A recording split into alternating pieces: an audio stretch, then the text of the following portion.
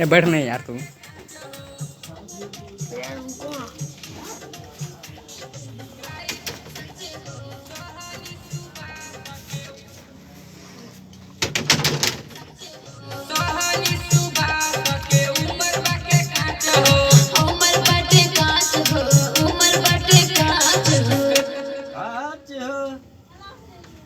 अलाप ले यही सर अलाप होता है।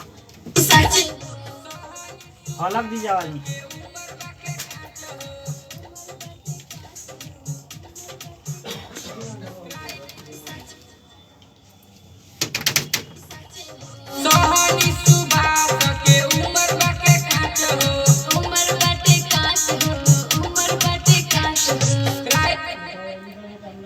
आइए एक बार